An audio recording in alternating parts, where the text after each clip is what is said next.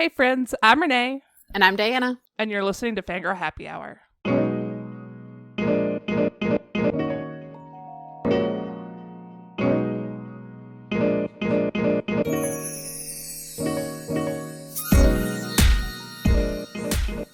Welcome back to Fangirl Happy Hour, Volume 2. We are returned to the podcasting field. I am here with my second chair, Diana. Thank you very much for coming on to co-host with me, Diana. I appreciate your time. You're welcome. This is going to be fun. Nothing really is going to change. This was more like a reset mentally than a dramatic change to the podcast format or release schedule or whatever else. We live in hope that one day Anna will not be so busy and she will want to come back and join us from time to time. Until then, we're just going to continue forward into the bowels of science fiction and fantasy and also awards, because nothing is going to change there. We're still going to have salty opinions about genre awards. Mm-hmm. First up, Diana, anything new in your world? I know this is like super small comparison, but I got a discount on my rent increase for the upcoming year. So I'm very excited about that because I think my apartment complex is having problems filling units. And so they're like, early bird renewal. If you renew early, we'll cut your projected rent increase in half. I'm like, yes, please.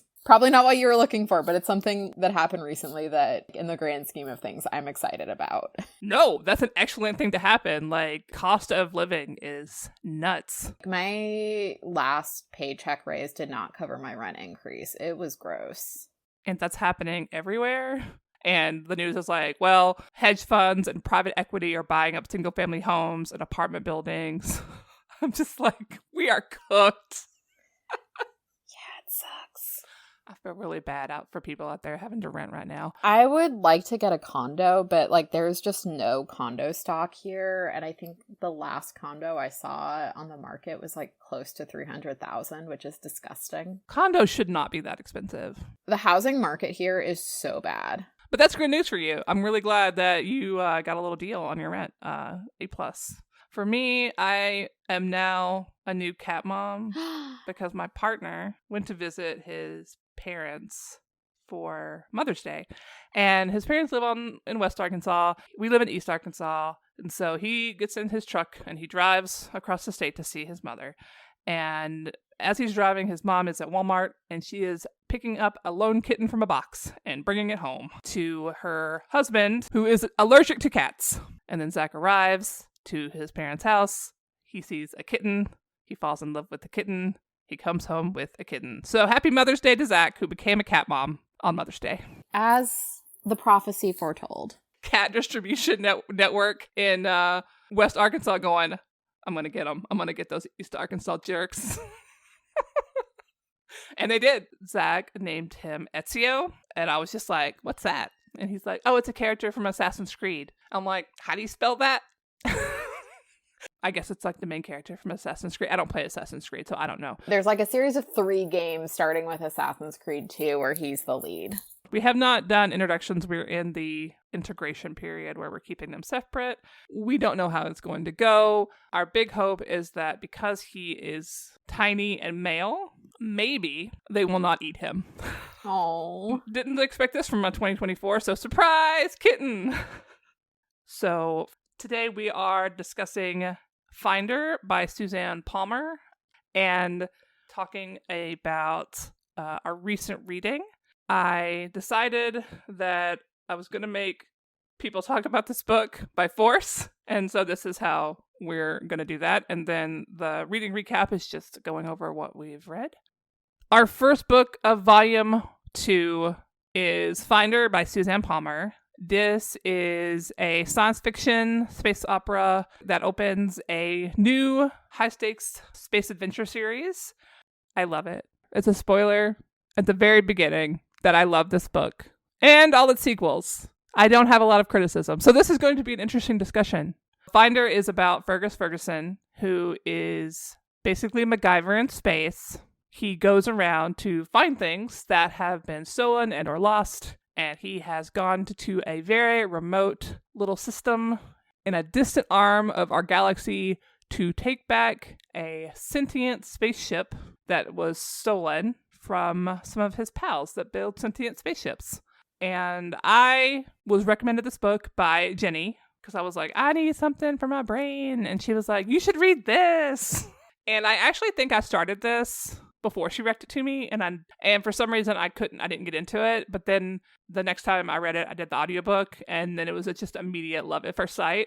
I'm very biased. Diana, what do you think? I thought it was fun. So I did not read the description before I started reading this book. It was more of Renee was like, hey, for the first episode, do you want to talk about Finder by Suzanne Palmer? I've been really loving it. I'm like, yeah, sure. Like, I trust your judgment. I can get it from the library. Sure, let's do it. And so I started reading. I'm like, oh, this is like a very different vibe than some of the other sci-fi books I've been reading lately, but I like it. I like that we're following a repo man, and I thought the world building was really interesting. I do have some quibbles in terms of like the alien presence and how that was handled, but knowing that it was the first part in a series, it's like, okay, you're starting to seed stuff throughout the book. But yeah, I enjoyed it. It was a solid 3.5 for me. When I first read this book, I was really surprised because I tend to not read a ton of science fiction or space opera with dudes because sometimes, even if the dude is written by a woman, the vibes are not good. But here, I really enjoyed Fergus. In fact, I was like, I love you very much, and I feel like you need a hug. Several hugs, maybe. Would you accept them? Probably not. But I would offer them. We don't know a ton about him as the book starts. You start to get more and more revelations about his past, and you're like, holy shit. This got dark really, really quickly. Him being the main character is like one of the main draws for the series for me. He grows and changes a lot, and it's very refreshing to get to see a series where the growth of the main character is like a point of the series, but it doesn't take over what else is happening in the series itself. Sometimes with male main characters, some of their flaws come from like overt bigotry, right? For Fergus, his flaws are taking people's agency away, not just women, but which he does, but like everybody's agency. He's the most competent. He alone can fix it, right? That vibe. Yeah. That's what changes, right? That's how we watch him go from that. Like, I'm a loner, I'm on my own. Obviously, he has some self-esteem issues. And that's what we kind of watch shift because the people around him are like, what the fuck are you doing? They just call him on his shit constantly. And I love it. It was my favorite thing. People giving Fergus shit about his low self-esteem and ability to let people make their own choices was just chef's kiss. Perfect. Loved it. Yeah, I appreciated that the book wasn't afraid to point out Fergus's flaws, like from a variety of characters, and have it be like, it's not just like, oh, they're just saying this to be obstacles. It's like, no, this is genuinely a problem with him that he needs to deal with. So a lot of his problems come from very deep trauma that is kind of a spoiler. Some of the flaws that he has as far as his self-esteem go really made me feel seen, unfortunately, which is probably why I love this book so much. If you are a person that does any kind of work in any kind of field where you have to be like really competent at what you do, if things go wrong badly, you tend to like overcompensate. So that's why I think I loved Fergus so much, because I could see so much of myself in him when it came to overcompensating for the fact that I didn't really feel like I was allowed to take up space in the world. Yes, once again, we're having deep thoughts on Fangirl Happy Hour.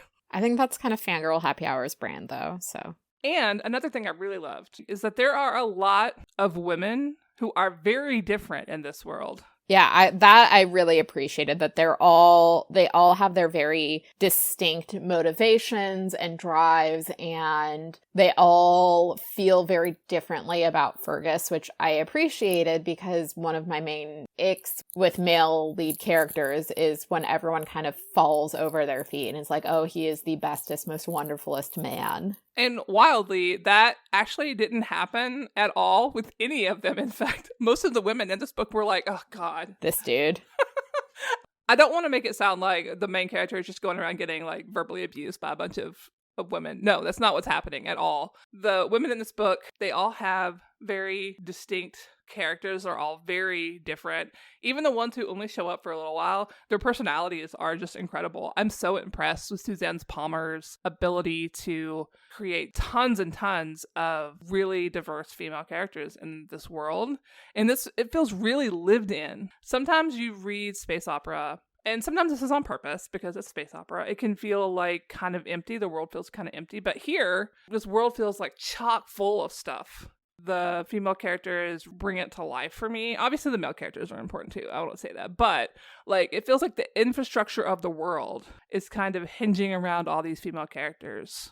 The Vons that Fergus meets in the very beginning of the book, they provide a lot of the food. They have a little lichen farm. Then one of the characters who comes important later on, Ely, she is the person who runs like the little hospital in Cernican, where the story takes place. For very temporarily, we go to a different location and we meet like an alien character, shaped like a cat, which I guess brings up the we can go back to your point about the aliens. They feel very distinct. What really stood out to me in that scene is like, because I'm so used to like this type of space opera science fiction where it's just like men jabbing at each other. No, Mari, one of the characters that Fergus aligns with, meets Kai, the alien, and they have like a whole conversation about each other. And it's 2024. This should not feel novel and amazing. I need to read more books written by women is what the answer to that is.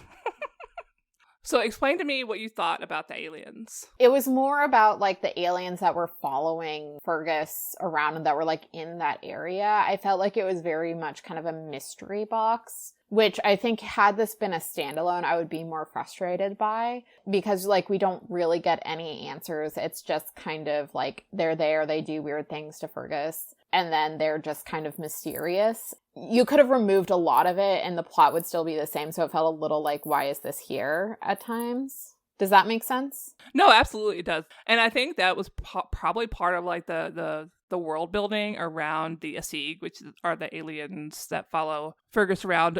Palmer sets it up. They're supposed to be mysterious, and I totally see what you mean by the fact that because they are meant to be mysterious, you can't reveal too much about what's going on with them. When they were just showing up randomly and people were freaking out about them, I didn't really take them seriously as like a part of the plot the first time I read the book until something that happens, like I guess is it halfway through the book? Yeah. Fergus takes on the thief of the spaceship that he's come to take back, and his second in command and the Asig take both him and the second in command into their ship. And this is also where we get a bunch of backstory for Fergus that reveals like why is he the way he is. Here's some reasoning of why he's like this. And at that point, I took them more seriously. But yes, I agree with you that if this had been like a standalone book, it would have been very frustrating. There are really no answers about the Asig, why they were buzzing Cernican before Fergus arrived, why they suddenly got really interested in Cernican when Fergus arrived, where they get their technology. I thought the storyline with the Asig and the Vons was extremely fascinating. Obviously, that's another thing that comes up, and the book explains it, but we don't really get an answer to it. Like, I could have had, like, a whole sub-book about the Asig and what they were doing with the Vons and kind of how that set up the conflict in this book. The Vons don't really come up again in the rest of the series. We see them again, but we don't really get any more answers about their storyline. We do get more answers about the Asig and Fergus. The book is not out yet, the fourth book in the series. It comes out May 28th. There are a ton of Asig moments in the series, but in book 4, I've read it. It's an arc. I read it. Of course I did. I got it and I gobbled it up in like 6 hours. If that plot line like kind of frustrates you, in the fourth book we get a lot more. Okay. Because the fourth book, it feels like an end to this little quartet that Palmer has put together. I feel like it might be the Ghost Drift, the fourth book, might be like the end to this little series of stories that kind of follow Fergus throughout this change he's going through, which is very dramatic. He's a very different person in Ghost Drift than he is in Finder.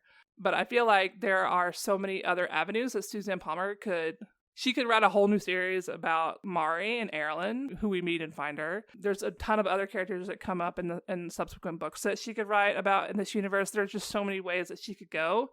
We haven't even met the most interesting characters in the series yet. I do find all the Vaughns really fascinating just because they're just so different and interesting. And those aren't even the most interesting characters in the series. So Finder's kind of a little introduction, kind of like an episodic introduction to more of the stuff that's going to come up in the books after this.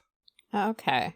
I feel like I've been talking a lot. Diana, do you have thoughts? I mean, I think I said a lot of what I was thinking about this book. Like, it was a lot of fun. I enjoyed it. It definitely made me interested to pick up the rest of the series, which is mostly what I ask for in a book one. Like, I'm not expecting it to be perfect, but I am expecting it to make me excited about reading the rest of the series. And I think there was enough world building mysteries where I'm like, okay, I want to find out more. And I liked Fergus a lot as a main character, so it's not like, I want to read more, but I don't want to follow this guy. I worry when I rec this book to people. I'm just like, okay, are you going to see the same things that I see in Fergus, or are you just going to find him kind of overbearing and rude? Because he is both of those things. He reminds me a bit of Nate from Leverage, but not as insufferable. Yeah, I see it. This guy has trauma from his backstory that he is not dealing with at the moment, but is still very much like a formative part of him. He's someone who's really smart and doesn't necessarily let people in, but he's learned, like, one of the things is he's learning to do that. Fergus doesn't have the trauma of, oh, my son died and the evil insurance agency that I gave my life to denied me care, or denied coverage for care. Also, wanted to talk about Fergus's skills in this book. I called him MacGyver in space. It reminds me a lot of like The Martian with Mark Watney. Is that his name? It's been a minute. Yeah. And how he like uses like his environment and the stuff that's around him to solve all these problems to survive. Fergus does this to solve a different kind of problem. And at no point in this book where Fergus had to come up with a plan and he had like XYZ tools did I predict how he was going to solve the problem. Not once. Palmer like drops like little hints. Item X, item B, item C. Sometimes they come up again and sometimes they don't. There was the scene where he went and bought a ton of alien sex toys. Oh yeah, that was funny. So I just really appreciate this book, like really keeps you on your toes. Unless you read like a ton of like science fiction, space opera. Well, and I think going to your point about reading science fiction, I will say I think because of who its character, like who you're following, it does feel different than other sci-fi. Like, you're following someone who has a pretty unglamorous job, all things considered, like being a repo man. You're not following like an ex-soldier. You're not following someone who has a lot of ties to like high levels of government. So you're just kind of following some dude. Speaking of high levels of government, that's going to become relevant later too. I'm just giving out spoilers now for all the other books, which I love equally to this one. This is Finder by Suzanne Palmer. A book that Diana liked and Renee loved. The second book is Driving the Deep. The third book is The Scavenger Door. And the fourth book is Ghost Drift, which comes out May 28th. Definitely get on that. You can pre-order it. I have. Next up is our reading recap for the last few weeks. Diana, what is on your list? What have you been reading? Sure. So the first thing that I'm going to talk about is a book I read at the start of the month, which is There's Always This Year on Basketball and Ascension by Hanif Abdurraqib. So Hanif Abdurraqib, he's a poet, but he's also written a couple of essay collections, which I've read and really loved. I read his first one, They Can't Kill Us Till They Kill Us, which is about music and grief and being a Black man in some predominantly white spaces earlier this year and really loved it. I read his second essay collection, Little Devil in America, and Notes on Praise and of Black Performance last year and really loved it. And so he had a new book this year and I read it and unsurprisingly loved it. So it does talk about basketball, but it also talks about growing up, being incarcerated, kind of cycles and how does someone get out of these cycles, and also what does it mean to root for a team that isn't doing well, and just kind of that eternal hope of being a sports fan, like, oh, there's always next year. I really love his writing, and for this one I listened to the audiobook which he narrated, and the audiobook was amazing. I think I'm actually going to spend a Libro FM credit to buy myself a copy so I can listen to it again without having to wait for the library hold cycle. So yeah, just like fantastic piece of nonfiction. I really recommend it. And then the second thing is, it's actually 2 books. It's a duology that I finished this year. It's the Ray Bear / Redemptor books by Jordan Ifueko. So these were published a couple of years ago. They're West African inspired YA fantasy, and we're following this young girl, Terasai, who's being raised by her mother, who's known as the Lady, and she's raised in a pretty loveless environment for the sole purpose of becoming trained to be part of the Emperor's heirs council. In this world, the Emperor and his heir have this power called the Ray, which allows them to connect with representatives from each of the kingdoms in the empire. The reason the lady is doing this is because she wants Terasai to assassinate the prince, and Terasai doesn't want to do that. That's the first book, and then the second book is dealing with the consequences of what happened in book 1. So overall, I thought this was a really good duology. It plays with a lot of tropes that you see in YA fantasy, but the way it implements them is something very different, and it's something I really appreciated. I really loved Terasai as a main character. I thought that she's very much a person who is trying her best, but due to the emotional abuse she faced from her mother and just the circumstances around her growing up, there's a lot that she needs to unpack and unlearn. I also really liked the side characters as well, and Terasai's relationships to them. And yeah, I also thought its critiques about like power and change were really well done. So overall, I would say if you're looking for YA fantasy that, like I said, plays with some tropes that you see a lot, but reaches different outcomes and doesn't follow the expected path, I really, really recommend these books. And then the last one is one I have more complicated feelings about, but it's one I've just been kind of turning over in my head, and so I kind of wanted to talk about it. So it is The Bear and the Nightingale by Catherine Arden. This is the first book in the Winter Night trilogy, and this is one that some folks that we know, including our lovely friend Jenny from Reading the End, have some very strong feelings about in not positive ways. And a lot of people I know like really love this series, and I had read Catherine Arden, a couple of her middle grade books and liked them, and I read Warm Hands of Ghosts, her newest release, and loved it. So I'm like, okay, I'm going to go back and read The Bear and the Nightingale and just see how I feel about it. And overall, I thought it was a good debut. I can see the seeds of what she was going to be doing in her middle grade and in the Warm Hands of Ghosts. And I thought how she approached the historical fiction aspect was really interesting. However, and this is the part that Jenny and our other friend Bridget have talked a lot about, is the treatment of Vasia's stepmother, Anna, and how the narrative doesn't really reckon with what happens to her. And I'm not going to go too in depth on it. When you're reading this, you think that they're going to be setting up Vasia and Anna as foils, and I think that's what Arden had intended, but I don't think that she executed it very well, because Anna is someone who doesn't have a lot of agency.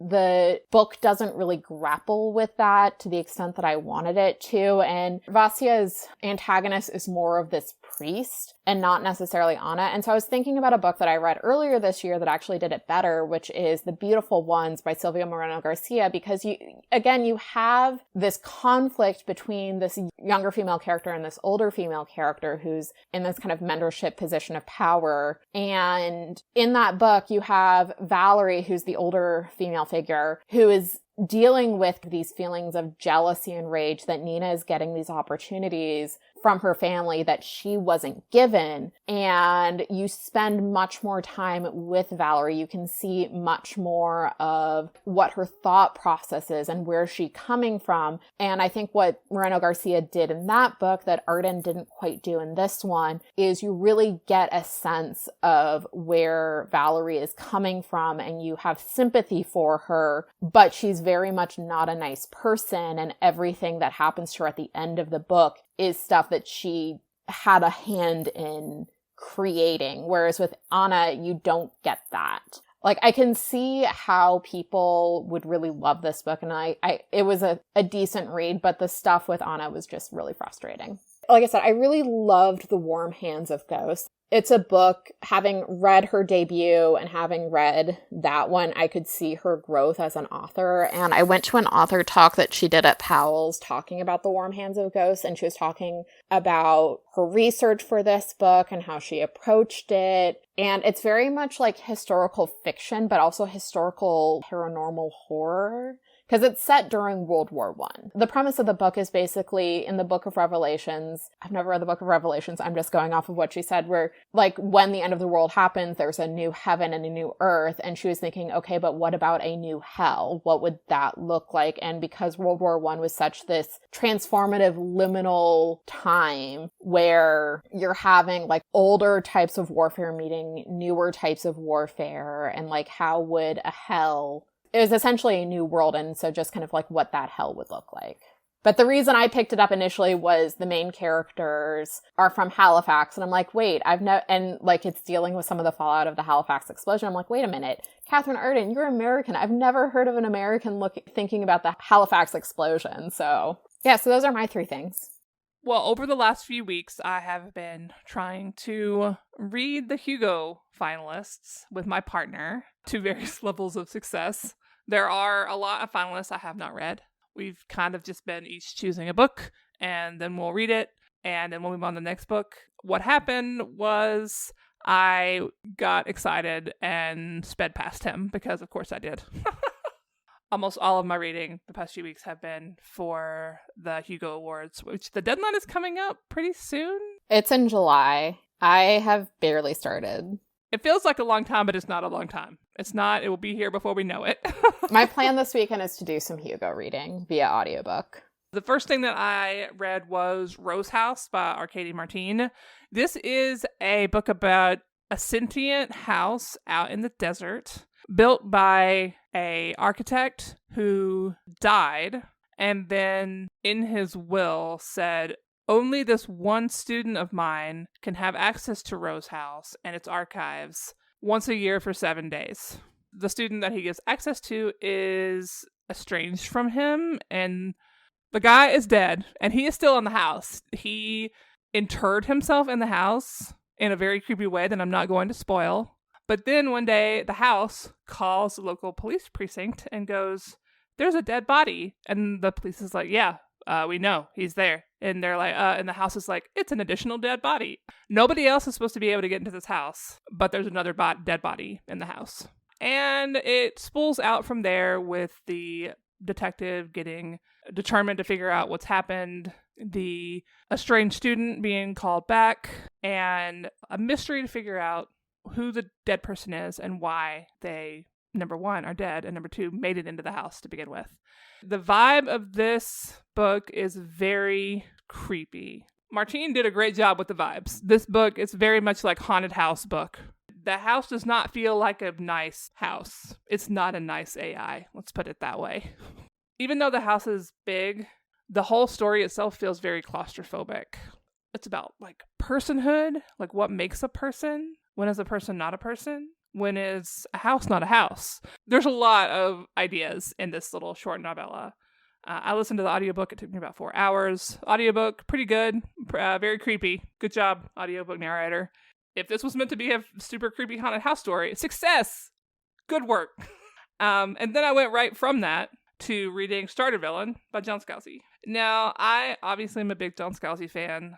The unfortunate thing is that I'm not crazy about his non-space opera stuff. It's entertaining, but I like his space opera stuff. Although the last series that he wrote that started with The Collapsing Empire, I had to DNF the last book, which was really heartbreaking. That's never happened to me, that I had to DNF a Scalzi book. You know how you feel when you love an author, but you're just not vibing with their latest book? And that's kind of how it's been with all of his non-space related books. Which is fine. I don't gotta love everything. And so I was very nervous about reading Starter Villain. It's good. It's fine. It reads extremely fast. It is definitely a book. Starter Villain is about a down on his luck 30-something guy who is divorced, is struggling with the economy and his job. His dad has died, and so he's living in the house that's part of his dad's estate, but his siblings, who he's not close to, are just like, get out so we can sell this. He has nowhere to go. Very, very down on his luck.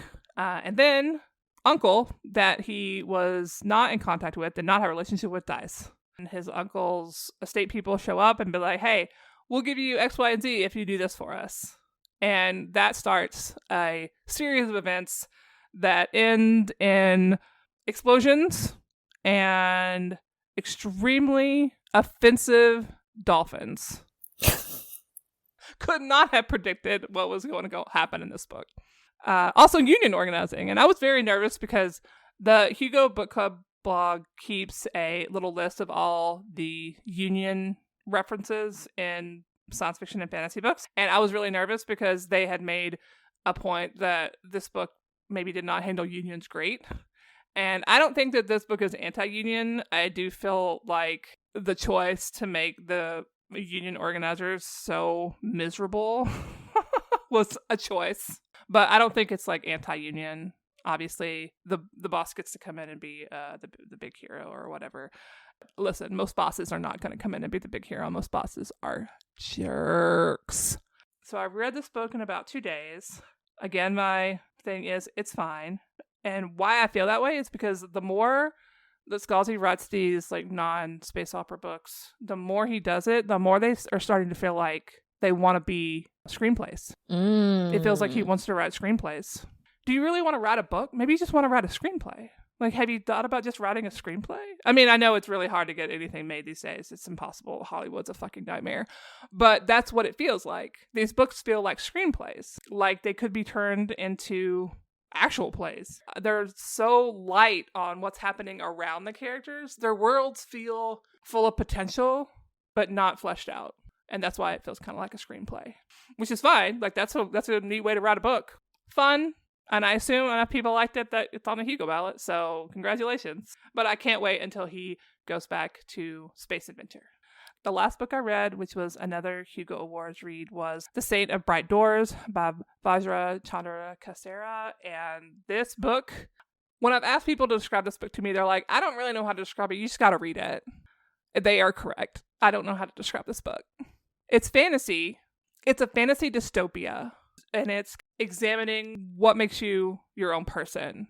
And I guess maybe the impossibility or the possibility of overturning abusive hegemonic systems. Can small groups of people overturn fascist states? Is it possible? It feels like there's a lot of stuff like that happening in this book, like a lot of conversations that the characters have and that the book sets up as like consideration points. My main complaint was I felt a little disconnected from the main character, Feder. And while that actually comes to make sense in the end of the book, I kind of wish I had felt more close to him because I think that maybe the stuff that he goes through in like the middle half of the book, I would have felt less disconnected from it. Again, trying not to spoil this. Basically, he gives up an identity and takes on another identity. And we kind of see how easy it is for different classes of people to live and work next to a lower class of people and just have no fucking clue what's happening to that other group of people, right? Because you can't imagine it, because you could see it, but you can't imagine it. So there's a lot about class happening in this book too. So if you like books like this. My ebook loan or my audiobook loan hold just came in. So yeah, definitely scoop it up. It's very, very interesting. I'm kind of curious to see how it's going to do on the ballot because it's very different than what I normally think of as like a Hugo finalist. The writing is very beautiful. I read this in ebook and I have not had to look up words while reading a fiction book in a very long time. And I swear on every single page I was tapping a word and going, define. Tapping a word, define. The whole book. It wasn't even that the words were long. It was just like, it was a usage of the word in a context that just surprised me. And then when I would define it, I'd be like, oh, wow, that's a really interesting way to evoke that imagery. So I am super fascinated to see where Chandra Sakara goes with his future work. I know he's got another novel coming out soon, or it might have already come out. I'm not positive. But yeah, his writing is incredible. This is like his first novel, I think. But it's very obvious that he's been writing for a long time. This man is a writer.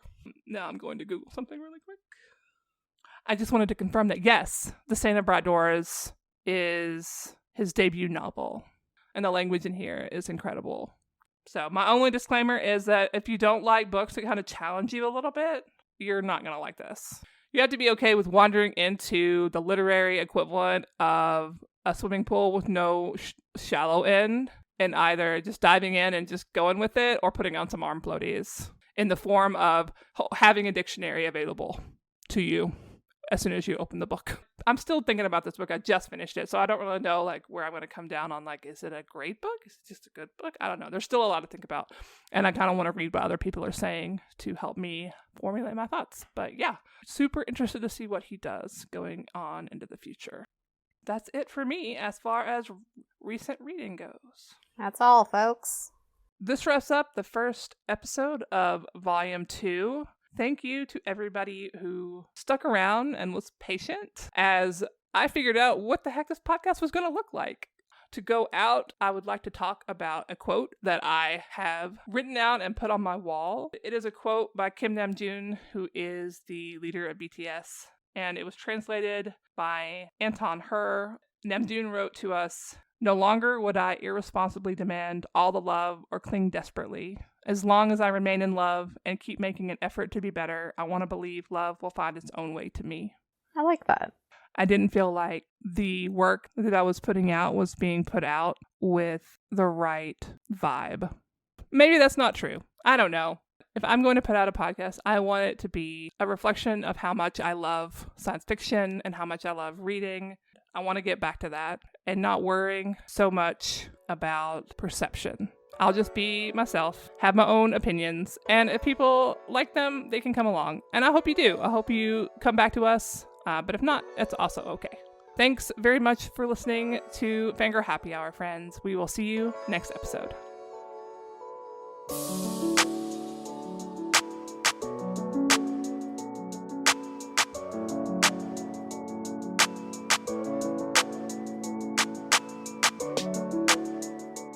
On Twitter, I'm never going to call it X. I'm sorry, it's always going to be Twitter. Nope, it will always be Twitter.